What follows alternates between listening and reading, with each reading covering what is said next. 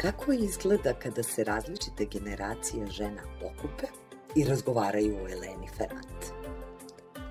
Kako mišljenje ima 16-godišnjakinja o Rumeni Bužarovskoj, a kako žena u svojim 80. godinama? A kakav stav o delima Margaret Atwood ima neko u svojim 30. ili 40. godinama? Da li generacijska pripadnost ima bilo kakav uticaj na naše shvatanje i vrednovanje književnosti, ili su posredi drugi društveni i kulturni faktori?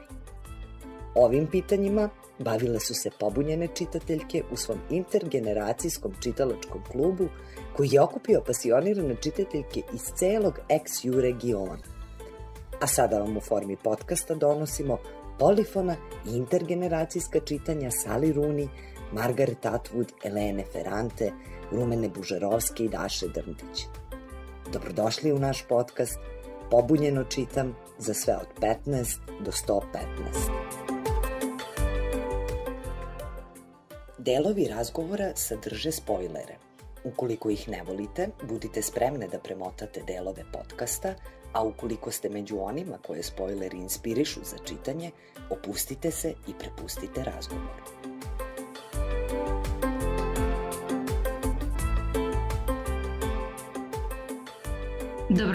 Dobrodošli u Pobunjeni podcast. Ja sam Nađa Bobičić, književna kritičarka i socijalistička feministkinja, a ove večeri sam u ulozi voditeljke razgovora o zbirci priča Rumene Bužarovske Moj muž. I sa mnom su večeras Merside iz BiH, ona je penzionisano vojno lice i svježa Ana. A Vanja je iz Srbije i Vanja se bavi lekturom i uredničkim radom, a pored toga je i studentkinja doktorskih studija. Dobro večer, Vanja i Merside. Dobro večer. Pozdrav iz Bosne. Pozdrav. Dakle, kako sam malo prije rekla, govorit ćemo večeras o zbirci Moj muž iz perspektive različitih generacija, iz perspektive različitih životnih iskustava, ali sa jednom zajedničkom perspektivom, a to je života u ovom našem regionu, kako god ga nazivali, postjugoslovenski ili nekim drugim terminom, ali i Rumena Bužarovska njena zbirka je prevedena u čitavom regionu. Ona je makedonska književnica, ali je nekako došla do svih naših država i regija i nadam se da ćemo uspjeti da je prikažemo na pobunjen način, odnosno da ćemo malo pomjeriti očekivana čitanja ove zbirke, jer dosta se o njoj čita, dosta se čitala, dosta se o njoj govori, ali bi naša namjera večeras bila da ne idemo nekakvim utabanim stazama, nego da pokušamo malo da ponudimo nekakva drugačija čitanja. Onda da počnemo sa jednim malo opštim pitanjem. Dakle, Vanja i Merside, da li mi možete reći koje su vaše prve 3 asocijacije kad vam se pomene zbirka Moj muž? Dakle, što sažetije moguće, baš kao prve asocijacije. Pa evo, moj muž znači neko ko je meni blizak, svakidašnji život žene i bez vremenska tema. To su mi 3 prve asocijacije koje su pale na pamet ako bi me neko pitao za ovu knjigu. Hvala, Mersida. A šta ti, Vanja, kažeš? Pa rekla bi da su mi 3 asocijacije, možda prvenstveno konflikt, a zatim odnosi na Balkanu, to jest u tom nekom, kako da kažem, bračni odnosi na Balkanu. I treći bi bio ta neka nedostatak solidarnosti između žena. Se baš, mislim, ja ih nekako, da, baš vidim u ovoj knjizi da je izraženo to. Dobro, dakle, ovo su bile malo opširnije asocijacije, ali nije problem, zanimljive su. Mislim, kad sam razmišljala o ovom pitanju, pretpostavila sam da ćete možda reći nekakve 3 emocije ili utiska ili šta god. Međutim, vidim da smo već krenuli u pravcu malo komplikovanijih tema, odnosno da vuče na tu stranu, ne toliko na atmosferu, što je potpuno ok, prosto mislim da asocijacije i tome služe. I sad sam onda htjela da vas pitam, pošto svaka od tih asocijacija koje ste pomenuli ćemo razrađivati dalje kroz konkretne primjere analizu zbirke, mene zanima, ali sad da mi odgovorite, kojih se žensko-ženskih odnosa, znači jedan žensko-ženski odnos, koji mi je najviše ostao u pamćenju iz ove zbirke i samo na ovom nivou pitanja, samo da mi odgovorite sa kojim likom žene se poistovjećujete. U priči stupa odnos majke i kćerke. U stvari to je jedan, ja bih rekla, bar kod nas na Balkanu etablirani odnos između majke i kćerke u smislu da nikad ne postoji potpuna otvorenost. Niti majke prema kćerci, niti kćerke prema majci. A sa kojim se vi likom poistovjećujete? Majka ili kćerke? Pa vjerujte da bi se prije poistovjetila sa likom majke koja tako željna ljubavi, nesvačena, zarobljena u svakodnevnom životu između kuće i djece, posla i muža koji je ovdje tako negdje izbiva, nalazi se negdje. Hvala, Merside. Sad, Vanja, bih zamolila tebe da nam ti kažeš koji odnos žensko-ženski ti je ostao u pamćenju i sa kojim likom bi se poistovjetila u tom odnosu. Da, meni je taj isto ostao možda kao najupečatljiviji, zato što, moguće zbog toga što je najviše razvijan u nekom, kako da kažem, u nekom fizičkom smislu, da se zapravo samo radi o njih dve, jel? Mislim, to jest one su u sredini radnje te konkretne priče. I upravo zbog toga što je opisan taj neki odnos koji je meni sličan u smislu te nedorečenosti, jel, koja je možda neki kao stereotip odnosa između majke i ćerke ovde na Balkanu, mada se ja ne bi poistovjetila sa ćerkom, jel, zato što, mislim, rekla bi da je taj, kako bi rekao, trope, jel, majke je nešto što bi mogla moja mama da se ukocka, ali ja bi se možda najpribližnije mi je lik iz 8. marta, ona koleginica koja kao feministkinja dolazi i kao napada kolege da su seksisti, da je zašto obraćate pažnju na nas samo jedan dan. Zato što nekako ja sam uvek taj lik koji se nalazi u društvu kao čekaj šta radimo ovde, posebno iz te kao feminističke nekako perspektive, bar mislim u mom životu kada gledam konkretno te neke scene i tako dalje. Ali da, nekako sam imala taj utisak da je to možda neki, pošto je to jedna od prvih priča, da nekako tako kreće priča u taj odnos između žena na Balkanu, počinje sa tim nekim udaljenim odnosom između majke i ćerke, nedorečenosti, i onda se razvija u neke dublje momente nesolidarnog postojanja. Ali da, definitivno mi je to ostalo taj odnos mi je ostao kao najupečatljiviji.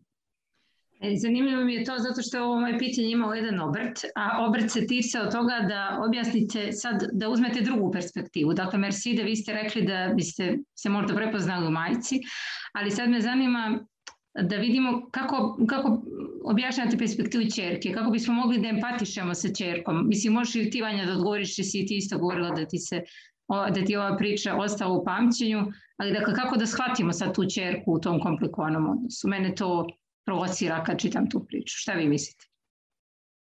Možda da se majka njoj u nekom ranijom periodu otvorila, ne sa ovom pričom, apsolutno je nebitno da li je majka priznala taj svoj nekakav pod navodnim znacima preljub ili ne, ali da su imali taj otvoreniji odnos između sebe, tu konverzaciju između sebe. Ako majka nije imala hrabrosti da se otvori, zašto mi generalno ne pomognemo našim roditeljima da se otvore prema nama u nekakvom periodu kad bi razgovor, taj intimni razgovor između nas značio puno i njima i nama. Obično ta neka otvaranja dese, evo kažem, iz perspektive moje generacije, mene lično i moj odnos sa majkom, kako ona ide u duboku starost, mi postajemo otvoreniji jedna prema drugoj. Ali zar je trebalo tolike godine čekati da se to desi? Hvala vam, Merside, za ovo objašnjenje, jer mi izgleda tako da ta priča ima taj nekako vrst otvorenog zaključka, kao jesu potrebne tolike godine za otvaranje s jedne i s druge strane. Naravno, moje pitanje je namjerno bilo postavljeno tako zaoštreno majka ili ćerka, ali razumijem baš da bismo otvorili ovo pitanje da i kod Rumene Bužarovske je pitanje odnosa, a ne zauzimanje strana, nego kompleksnih odnosa između žena. Onda bih ja po istom principu poštovanja, ti si pomenula da ne postoji solidarnost između žena u ovim pričama i da je to jedno otvoreno pitanje. Sad mene zanima da li misliš prvo da je to prosto namjera autorska da pokaže da u takvoj nekakvoj hostilnoj, patriarhalnoj atmosferi su i žene nesolidarne, da to provocira takav odnos, ili to možda nije bila namjera nego prosto iskrsava iz priča, kako god da želiš to da interpretiraš, pa nam samo objasni malo. I drugo, onda bih ti dala isti izazov kao i Mersidi. Pripovedačica u priči 8. mart nije žena koja se buni protiv tog poretka, kao ova sa kojom si se ti poistovjetila, koja pritom ima i lezbijsko iskustvo i koja je izgleda kao i feministkinja i tako, nego je jedna, reklo bi se, obična žena. Pa da li možeš da onda uđeš i u cipele ove druge junakinje i da malo analiziramo perspektivu i iz nje, kako je njoj u tom društvu? Pa malo bi mi bilo teže da se poistovetim sa tim, ali mogu da razumem. Mislim, znam možda mnoge žene koje se nalaze tako nekim situacijama gde se osjećaju možda zarobljene u brakovima ili zarobljene u nekim pričama koje su možda potiču iz, ne znam,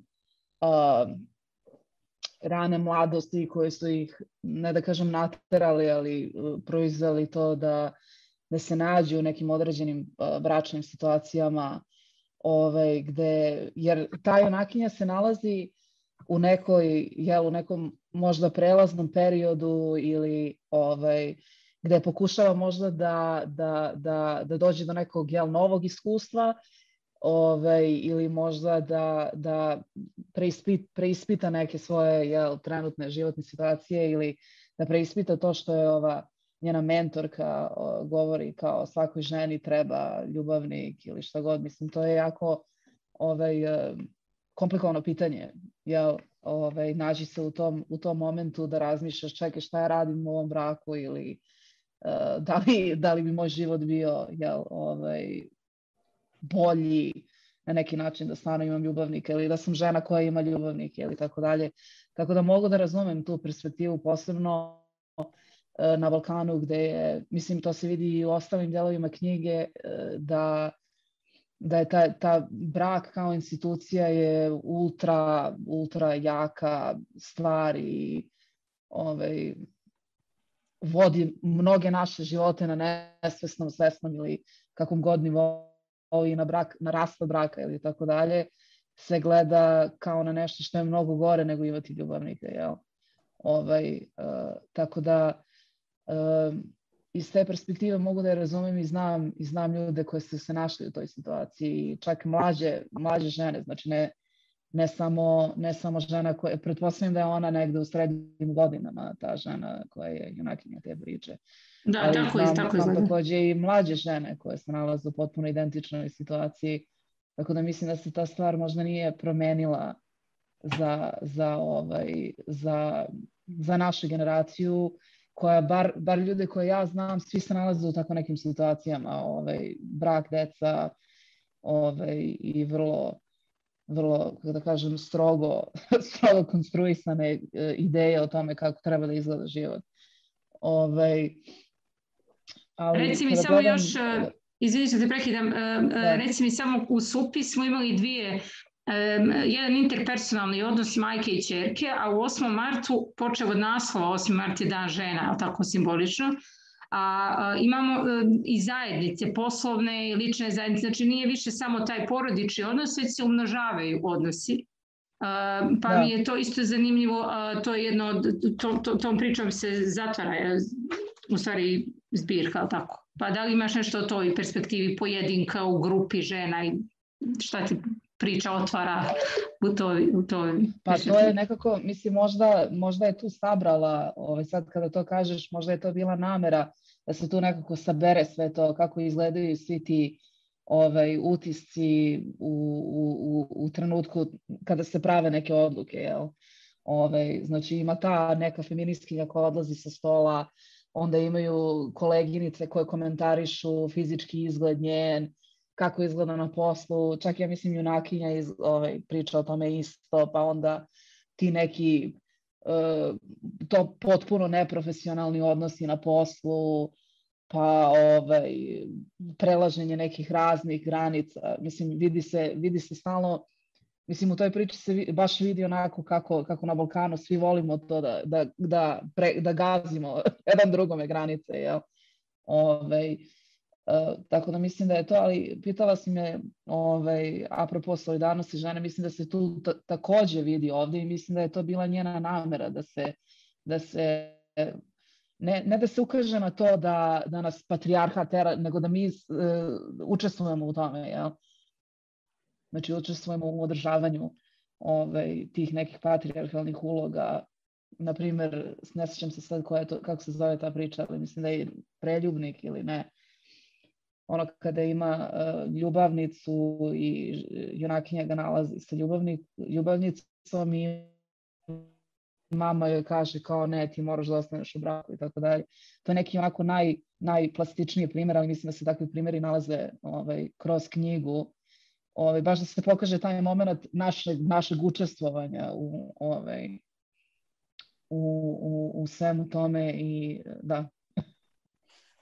Hvala ti, Vanja. Dobro, znači hvala vam još jednom za ovo mijenjanje cipela i prelazak iz perspektive jednog lika ili likice u lik druge. Sad sam htjela da vas pitam za onu poznatu i potresnu priču Lile.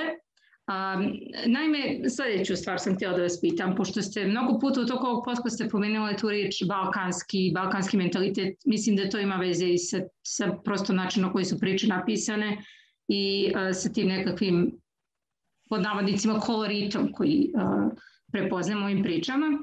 Pa bih vas sad kao misaoni eksperiment bih vas pitala da zamislite priču Lile ne u našem kontekstu, nego ipak u nekom drugom. Dakle, da li možete da zamislite ovo, ne znam, u Italiji, Britaniji, u Sjedinjenim Američkim Državama, Kini ili bilo kom drugom kontekstu? Šta bi od ove priče ostalo isto, a šta bi se promijenilo? Znači da je potpuno neki drugi kontekst u kojem je ova priča napisana. Šta mislite? Pa ne znam šta da kažem, ne znam kako da napravim taj nekako poređenje, zato što ta priča je možda na meni ostavila najmanji utisak, jer mi deluje nekako u kontekstu romana, mi deluje možda po najviše nekako operisano od stvarnog života. Mislim da bi teško nešto tako moglo da se desi, osim u nekim ultra retkim slučajevima u kojima bi možda se isto tako odvilo. A ti misliš, baš mi je zanimljivo ovo što kažeš, zato što većini ljudi ta priča zbog tog zapleta na kraju, odnosno zbog te bizarne situacije, uglavnom nju hvale kao dosta uspjelu, ali ako bi sad odvojila taj bizarni dio koji je zaista nije realističan, prosto je prenaglašen s namjerom autorskom. Sad ovo drugo, znači to što se odnosi na odnose u porodici, majka, ćerka, muž i suprug, šta o tome misliš? Kako bi to moglo da se pomiri i da li bi i u kojim aspektima? Ili merci de vi ako imate ideju? nekako taj deo, ako zanemarim činjenicu da je bila spremna da pusti dete da umre, da ne bi išla, ne znam, protiv muža ili šta god, možda bi moglo da se stavi u neke baš teške nasilne situacije u drugim državama takođe, da možda ne bi bilo, mislim, nekako mogu da vidim da se ta situacija svuda desi, da je muž toliko ima kontrolu nad nekom ženom da je zabrani da vidi majku ili šta god. Tako da u tom nekom ekstremnom smislu mislim da može da se desi svuda, i van nekog balkanskog patrijarhalnog konteksta. Šta vi Merside mislite? Pa evo, za razliku od Vanje, ja ću se ipak, neću reći da ću se prikloniti većini, ali stvarno ova priča je donijela tako otvorenu svu mizeriju bračnog života koja može da se desi i vjerujte Vanja da se ona i dešava baš tako kako je. Te iste takve, ovu neku crnu tu sudbinu, nekakav to ocenjavanje svakodnevnog života, vi to možete vidjeti kod Ferrante u Mračnoj kćeri. Mislim, to su neke situacije da mi kažemo ne, to se ne dešava. Da, to se dešava. I što je najžalostnije, to se dešava. Da, mislim da ovdje kod ove priče i taj, evo sad i Vanja možda kaže, mislim da je samo pitanje tabua, to odnos majke i ćerke u smislu da li će majka da žrtvuje svoje dijete ili šta god, znači to je neki arhi još od grčkih mitova, jedan tabu zapadne civilizacije, da sad malo kontekstualizujem samo i ovu priču, nam je zanimljivo kako u jednoj prosto realističnoj priči vi imate čitavu matne istoriju književnosti, a u isto vrijeme su ti likovi kao živi. Pa Vanja, možda i ti nešto da kažeš i onda da zaključimo samo sa tim šta nam je sada se u zbirci u stvari najviše dopada, da šta bismo skrenuli pažnju, a šta bismo možda problematizovali. Izvoli sad samo reci za priču. Pa ne, sad kada slušam Mersidu da priča, mislim da bi možda razlika između ove priče koje se dešava na Balkanu i da kažem sa nekim zapadnim svetom, da bi razlika bila u tome što verovatno ta žena koja se nalazi u toj situaciji bi imala nekome da kaže, to jest kada bi već rekla nekome, ta osoba bi možda pozvala policiju ili nekoga i da kaže ej, čula sam ovo i ovo, a ta njena drugarica apsolutno ne reaguje i čak, ako se ne varam, ona njoj polu preti da će da kaže mužu u jednom trenutku, kada je dete već mrtvo, da mora da kaže mužu i tako dalje i da će ona da kaže, mislim da je to teško da bi moglo da se desi. Mislim da taj moment, znači ovdje ima više kao, kako da kažem, podrška tom nasilju u društvu, gde možda to bi bilo vrlo nuklearno nasilje kada bi se desilo negde u nekim zapadnim državama, u smislu da moglo bi to taj tip nasilja da se desi, ali ne nužno da bude toliko duboko podržano od okruženja. Ja sam više išla... Mislim da bi bila veća verovatnoća. Veća verovatnoća bi možda bila da neko u nekom trenutku reaguje. Da, mislim da prosto, moje pitanje više bilo kao zaista misleni eksperiment u tom smislu da prosto prepoznajemo da to neko rodno zasnovano nasilje ima elemente iste, vjerojatno u različitim sredinama, ali s druge strane ta količina društvene razorenosti, dakle, ili s druge strane društvene solidarnosti, čini razliku u smislu da li se reaguje, da li se ne reaguje, o čemu si ti govorila. Ja sam samo htjela da, ne znam, ne bih govorila ni zapadna, ni istočna, jer prosto različiti su konteksti, znam i da je pitanje malo teško u tom smislu, ali prosto sam htjela da malo dovedemo u pitanje ovu ideju balkanizma. Jer mi se čini da je malo, znači do jedne strane znamo naš kontekst, ali s druge strane to jeste nekako, nažalost, iskustvo u različitim kontekstima. Samo za kraj, doslovce u jedne, dvije rečenice, ako možete da mi kažete, samo, dakle, koje su, šta biste konačno rekli zbirci kada vas neko pitao po čemu je dobra, šta mislite da je moglo drugačije ili koja su vam pitanja makar ostalo otvorena nakon čitanja, ali onako najsažetije kao da pišete komentar za kraj knjige, pa koja god hoće. Hoćete vi, Merside, Vanja? Samo neki zaključak na kraju. Pa isto složila bi se kad smo ranije pričali, kada je Mirsida rekla da su jako dobro opisani ti neki porodični odnosi u smislu realistično i po nekim rečenicama i tako dalje. Znam da ja sam pročitala par nekih rečenica gde sam se zgrozila, jer sam ih čula u svom životu od nekih uglavnom muškaraca, znači kada su u pitanju možda neki gaslighting momenti kod žena i tako dalje. To je jedan utisak, a takođe i podstaklo me na razmišljanje o tom, kao što sam rekla, o solidarnosti u tim nekim mikro momentima, mikroodnosima i tako dalje. Mislim da je to takođe uspešno urađeno. A da li te nešto žuljalo u smislu da misliš da je mogu drugačije ili je ostavilo otvorena pitanja?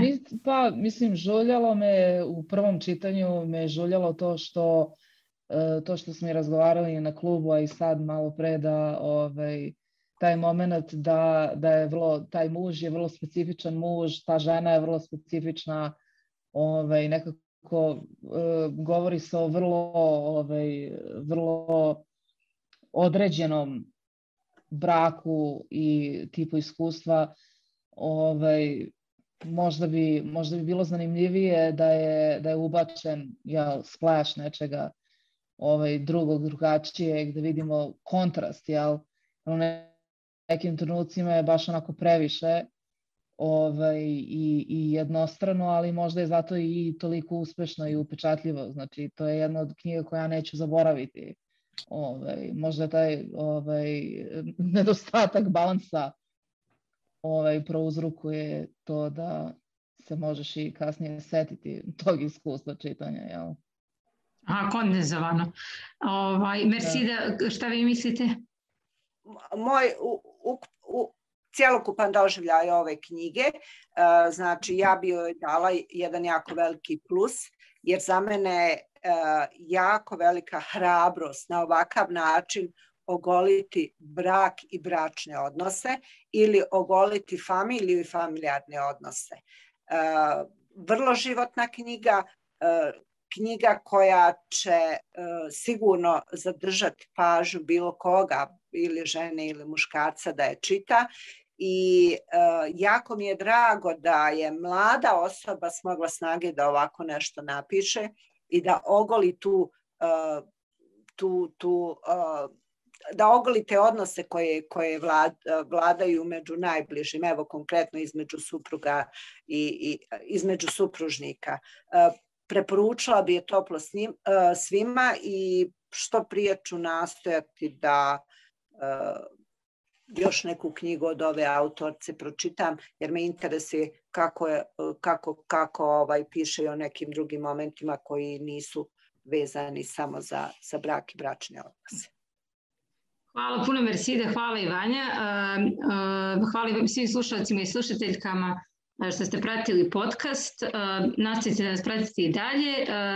Biće snimljen još jedan podcast koji je posvećen Daši Drdić i pozdravljam vas u želju da se pobunite, bilo da se pobunjujete u čitanju, u pisanju, u svakodnevnim aktivnostima.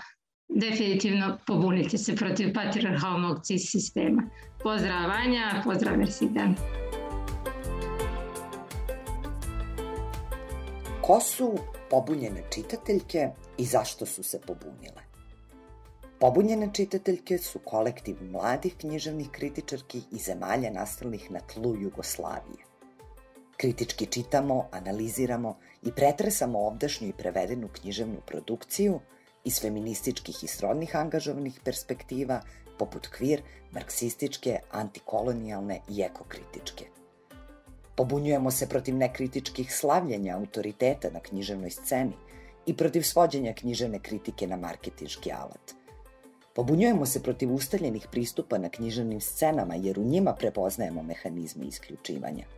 Njima naprotiv, kroz međugeneracijsku, regionalnu i internacionalnu solidarnost pridružujemo se sve brojnijem i snažnijem glasu žena u književnosti i u društvu uopšte. Možete nas pratiti na našim portalima bukvica.net i mini.bukvica.net, kao i na Facebooku i na Instagramu. Dakle, bookvica.net i mini.bookvica.net. Projekat Pobunjeno čitam za sve od 15 do 115 realizuje se u okviru projekta Aktivne zajednice koji finansira Fondacija Trag.